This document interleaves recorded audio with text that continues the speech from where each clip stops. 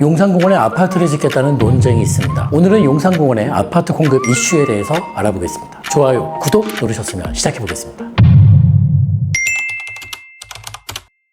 정부가 용산공원 전체를 주택 공급지로 활용하는 방안을 검토하고 있다고 밝혔습니다. 크고 작은 그런 문제에 굴하지 않고 공급하겠다, 짓겠다. 요즘에 닥치고 짓는다 뭐 이런 표현 많이 하시던데. 김 장관은 용산 어린이 정원을 넘어 용산공원 전체를 주택 공급지로 검토하고 있다고 말했습니다. 논쟁의 본질은 주택이냐 녹지냐 이게 아니야. 이런 질문을 한다는 것 자체가 정부가 제시한 잘못된 프레임에 갇혔다는 증거지. 본질은 재생산할 수 있는 주택을 늘리기 위해서 다시는 만들 수 없는 국가 자산을 없애도 되는가야. 그러니까 아파트는 다른 곳에서 지을 수 있고 낡아지면 다시 지을 수도 있잖아. 하지만 서울 한복판에 90만 평의 공공 녹지 공간을 다시 확보하는 것은 사실상 불가능한 거지. 따라서 이 논쟁은 미래 세대의 선택권에 관한 문제라고 생각하는 거지. 뭐 예를 들어서 어떤 한 마을이 있는데 큰 가뭄이 왔다고 쳐. 그래서 먹을 게 하나도 없던 와중에 벽시 한 자루가 남은 거야. 그래서 어떤 사람이 야 이렇게 다 굶어 죽을 바에는 그 벽시라도 밥을 지어서 먹자. 그런데 다른 한 사람이 얘기하는 거야. 지금 이 벽시를 먹어버리면 당장 배는 부르겠지만 내년도에 심을 게 아무것도 없다. 그러니까 벽시는 먹을 수 없는 곡식이 아니라 먹어서는 안 되는 곡식인 거지. 용산공원은 서울의 벽시와도 같은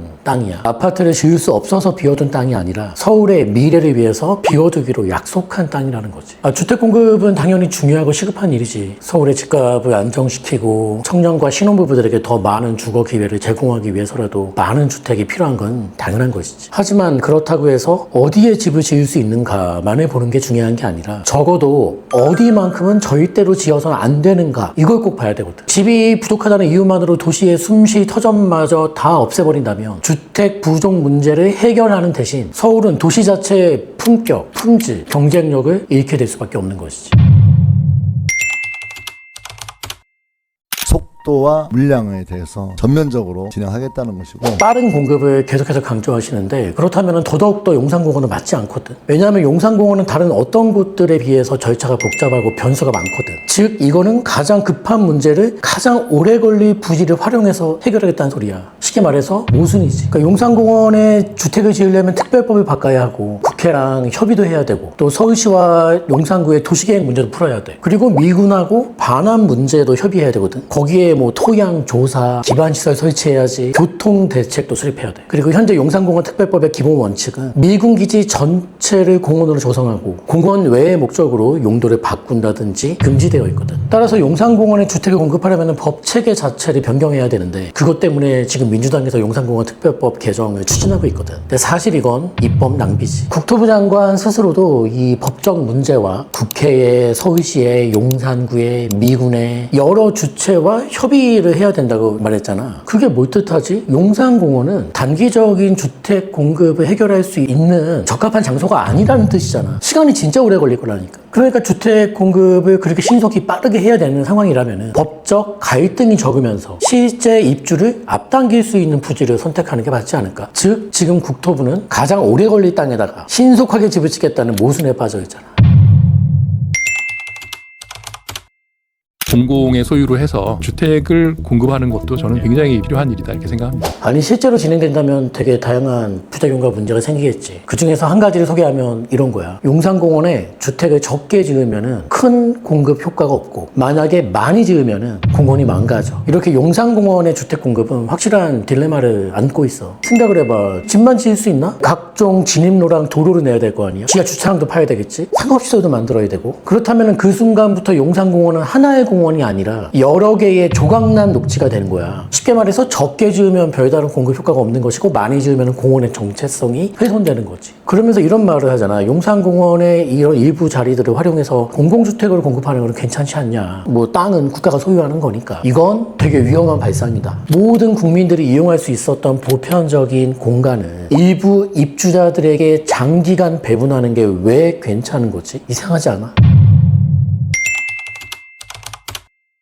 용산공원이 이제 100만 평 됩니다. 어린이 정원이 한 9만 평 정도 됩니다. 100만 평이면 여의도 정도 규모라고 큰 부지이기 때문에 그런 부지들이 청년이라든지 미래 세대에게 도움이 될 수 있는 것이 주택이 필요하다. 그런 부분들에 대한 의견들도 많이 있습니다. 그래서 그 공간을 남겨둔다는 것이 100만 평이면 어마어마한 땅입니다. 그 중에 뭐 한 9만 평이면 한 10분의 1도 안 되니까 좀 활용할 수 있는 거 아니에요? 이 구상인가요? 엄청나게 큰 땅이 놀고 있다, 비어져 있다. 국토부 관계자분들이 용산공원을 바라보는 가장 큰 착각이 뭐냐면 건물이 없으니까 아무것도 생산해내는 게 없다라고 생각하는 거야. 사실 공원은 그냥 놀고 있는 땅이 아니라 시민들의 문화와 휴식을 비롯해서 일종의 도시의 가치를 생산해내는 땅이거든. 도심 공원의 장점이 뭐가 있겠어? 도시의 온도를 낮추고 비가 많이 오면 비도 흡수하고 공기도 정화시키고 시민들의 건강을 돕잖아. 이것도 엄연한 공급인 거지. 그리고 이 용산공원은 결국 남산하고 연계되면 대한민국 수도 서울을 대표하는 문화와 관광의 특구로 조성할 계획인데 이곳에 굳이 아파트를 지어서 이 모든 가치 있는 공급을 주택 공급과 맞바꾸겠다고? 이게 말이 돼? 말이 안 되지. 그러니까 용산공원이 약 90만 평이니까 뉴욕 센트럴파크의 약 90% 수준의 아주 큰 면적인데 뉴욕은 주택난이 심각하지 않아서 센트럴파크에 아파트를 안 짓고 있는 건가? 그 공원을 지키고 그 주변을 발전시켜서 이 공원과 도시가 서로의 가치를 끌어올릴 수 있도록 만든 거잖아. 따라서 용산공원은 개발을 포기한 땅이 아니라 도시의 미래 가치를 위해서 남겨둔 핵심 인프라야. 그러니까 즉 용산공원의 아파트랑 바꾼다는 건 미래의 높은 가치를 현재의 낮은 가격으로 바꿔버리는 일이지. 서울은 글로벌 대도시의 자격을 충실히 갖춰왔어. 글로벌적인 여러 행사도 많이 열리고 문화와 관광 등의 가치도 계속적으로 높아지고 있잖아. 용산공원을 보존하면은 미래 세대가 그것을 어떻게 활용할지 선택할 수 있거든. 하지만 지금 아파트를 지어버리면은 미래 세대는 사실상 별다른 선택을 할 수 없는 것이지. 아니 무슨 권리로 현 세대가 50년 뒤, 100년 뒤의 미래 세대의 선택권을 박탈시킬 수 있는 거지. 그러니까 용산공원을 조성한다라는 건 아까운 땅을 놀리는 게 아니라 미래 세대의 선택권을 존중해 주는 거잖아. 그럼 미래 세대의 선택권을 현재의 주택 공급 숫자랑 바꾸자는 말이잖아. 그러니까 용산공원을 만들겠다라는 어떤 도시계획적인 목적은 남산과 한강의 녹지축을 완벽하게 연결하겠다는 거였어. 그래서 이 용산공원은 단순한 녹지가 아니라 남산과 한강을 연결하는 매개체가 되는 거거든. 그런데 아파트가 들어서면 이 연계성은 무조건 약해지는 거지. 말했잖아. 아파트만 덜렁 들어서는 게 아니야. 각종 기반시설 만들어야 되고 또 나중에 거기서 지어지는 아파트에 사시는 분들은 사생활 좀 보호해달라 하면서 이제 공공공간과의 어떤 경계를 요구하게 되거든. 그래서 결국 용산공원에 아파트를 짓는 순간 용산공원의 공공성과 이 연속성은 무조건 약해지는 거지. 서울 도심 한복판 30만 제곱미터 규모의 용산 어린이 정원 신규 주택 공급 후보지로 유력하게 거론되고 있습니다. 정부는 여기서 더 나아가 용산공원 전체 부지를 대상으로 어느 곳이 주택 공급지로 적합한지 검토 중이라고 오늘 공개했습니다. 용산공원 조성은 어떤 한 정부가 마음대로 바꿀 수 있는 그런 단계적인 프로젝트는 아니야. 뭐 역사를 보면은 1987년도 당시 노태우 대통령이 이 용산공원 계획을 공약으로 내세우면서 시작된 일이거든. 그리고 2003년도에 한미 간의 이 용산기지 이전 협의가 완료되면서 추진하게 된 일이거든. 그런데 그때로부터 30년이 넘는 시간 동안에 여러 정부, 전문가분들, 시민분들 아무튼 많은 사람들이 이 공간을 공원으로 만들기 위해서 사회적인 합의를 만들어 온 거거든. 용산공원 특별법이 미군기지의 이 본체 부지 전체를 공원으로만 조성하게끔 만든 이유도 그거거든. 그러니까 용산공원의 용도를 바꾼다는 건 이거는 단순히 도시계획 차원의 변경 정도가 아니라 이 나라가 추구해왔던 상징적인 역사를 바꾸겠다는 거지. 현재의 주택공급 문제를 해소하기 위해서 국민에게 수십 년간 해왔던 약속을 뒤집는다. 주택공급 정책의 숫자는 뭐 정권이 바뀔 때마다 달라질 수 있는 거지만 국가가 미래 세대를 위해서 국민들과 했던 장기적인 약속은 아무리 정권이 바뀌더라도 이어져야 하는 거지. 나는 그 신뢰가 정말 중요한 거라고 생각해.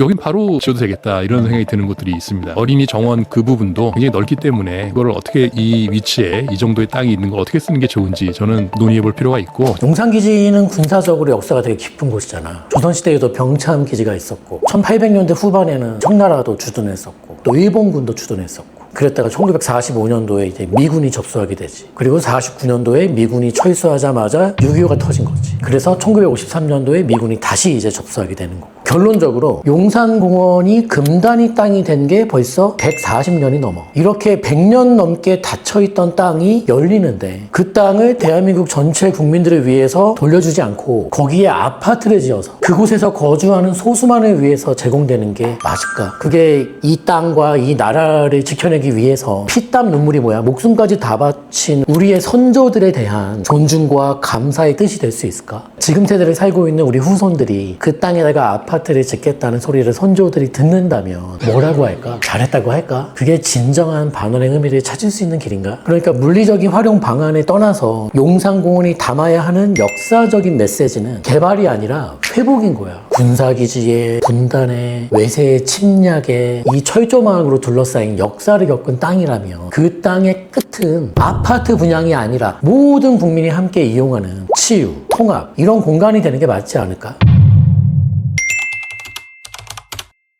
용산공원은 굉장히 넓은 땅인데 이용하는 사람들이 너무 없는 거예요. 이거를 계속 이렇게 비워두고 있는 것이 좋은지 우리가 한번 사회적으로 논의해볼 필요가 있다고 생각이 되고요. 이미 넓으니까 일부만 집을 짓겠다 이런 말들을 경계해야 되는 이유는 여기서 말하는 일부라는 것은 면적의 문제가 아니라 선례의 문제가 될 수 있기 때문이야. 용산공원 내에 있는 그 용산가족공원만 봐도 그래. 용산가족공원이 최초에 개장을 하고 나서 그 당시만 해도 이게 그냥 비어있는 땅이라는 인식이 있었기 때문에 시설물들이 들어오기 시작하는 거야. 그래서 결국 최초 면적에 지금 실제 공원 면적이 4분의 1밖에 활용을 못하고 있는 거지. 그래서 가치 있는 무언가가 사라질 때는 어느 한순간에 다 사라지는 게 아니라 이번에 한 번만 일부 부지만 공익 목적이니까 이런 말들이 반복되면서 조금씩 사라지는 거거든. 주택 공급을 위해서다라는 그런 이유로 녹지의 비율을 낮추고 집을 짓는 첫 번째 예배가 만들어지는 순간 그 다음 예배가 만들어지는 건 되게 쉬운 일이거든. 그래서 애초에 이런 예배가 만들어지지 않도록 하는 게 중요하다는 소리지. 이달 중으로 용산공원 일부를 개발할 수 있도록 그 요건을 마련하는 특별법이 여당 주도로 처리될 예정인데요. 여당 주도 처리가 임박한 용산공원 조성 특별법 개정안은 미군기지 반환 부지를 녹지 비율을 낮춰 주택 공급을 늘리는 내용을 담고 있습니다. 김윤덕 국토교통부 장관은 서울시와 협의가 필요하다면서도 서울시 동의 없이 법적 제도적으로 제한은 없다고 말했습니다. 공원을 조성하기 위해서 만들어진 법에다가 이제 녹지 비율을 낮추고 거기다가 주택을 공급할 수 있는 조항을 넣겠다는 건데 김윤덕 국토부 장관이 어린이 정원뿐만 아니라 용산공원 전체를 주택 공급의 가능성을 열어두겠다 뭐 이런 식으로 얘기한 이유는 국회에서 민주당을 통한 법 개정이 가능하기 때문이지. 정부는 이렇게 말할 거야. 현행법으로 어렵다면 법을 고치면 되지 않냐. 국회에서 용산공원 특별법을 개정해서 합법적으로 주택을 지으면 되는 거 아니냐. 근데 정부가 착각하는 게 하나 있어. 법을 바꾼다고 해서 잘못된 선택이 좋은 선택으로 바뀐다는 소리는 아니거든. 아니 물론 법을 바꾸면 합법이 될 수는 있어. 하지만 그 합법이 곧 정당함을 의미하는 건 아니거든. 따라서 정의로운 행동이란 당연히 존재하는 정의로운 기준을 따라서 행동한다는 거지. 어떤 정부가 하고 싶은 일이 있는데 그 일이 법과 상충되니 법 개정을 통해서 정당성을 인위적으로 부여받는다고 그게 정의로운 행동이 되는 건 아니거든. 규칙을 없애면은 위반은 사라질 수 있지만 그게 곧 정의로운 행동이 된다고 생각하면 큰 오산이지. 모든 법은 상식 위에 존재해야 되는 거고 아무리 합법이라고 해서 그게 국민들의 상식보다 가치 있을 수는 없는 거잖아. 용산공원이 140년이 넘는 금단의 땅이었고 드디어 그 금단의 땅이 열린다. 그리고 그 금단의 땅은 금땅이 된다. 왜냐하면 용산공원이 만들어질 그 땅은 뭐 용산구, 서울시 정도의 차원이 아니라 대한민국의 미래를 담을 수 있기 때문이야. 내 생각에 용산공원은 단순한 대형 녹지라기보다는 철학적인 관점으로는 플라톤의 이데아, 자산의 관점으로는 부동산계의 비트코인.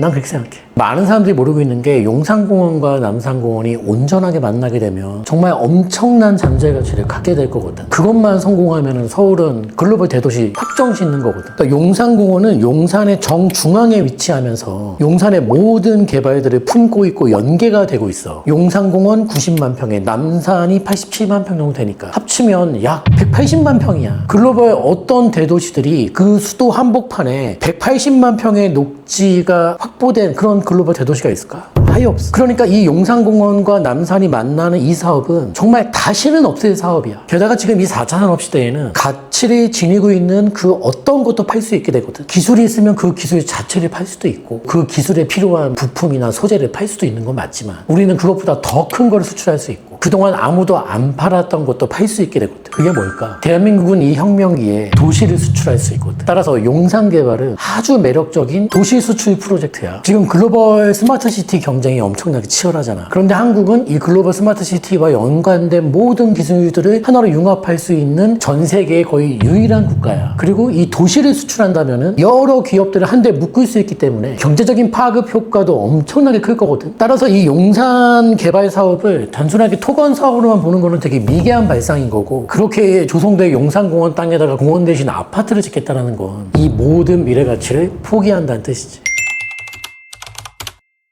다시 마지막 벽시 이야기로 돌아가 보겠습니다. 벽시를 먹자고 말했던 사람들도 마을을 망치려고 한 것은 아니었을 겁니다. 그들도 당장의 배고픔을 해결하고 싶었을 테니까요. 하지만 좋은 의도가 항상 좋은 결과를 만들어내는 것은 아닙니다. 오늘의 주택 부족을 해결하겠다는 선한 의도도 평생 되돌릴 수 없는 결과를 초래할 수 있으니까요. 아파트는 다른 곳에서 지을 수 있습니다. 그리고 아파트는 낡으면 다시 지을 수도 있습니다. 하지만 서울 한복판의 100만 평의 녹지는 한번 사라지면 다시는 만들 수 없습니다. 그러니 아무리 급해도 짓지 말아야 할 곳을 지켜내는 절제는 국가의 책임일 것입니다. 정부와 여당에 촉구합니다. 용산공원은 남는 땅이 아니라 남겨야 하는 땅입니다. 부자농법의 박병찬이었습니다. 용산공원에 아파트를 짓는 것에 대한 여러분들의 소중한 의견을 남겨주세요. 지어도 된다면 1번, 지어선 안 된다면 2번입니다. 좋아요와 구독은 사랑입니다.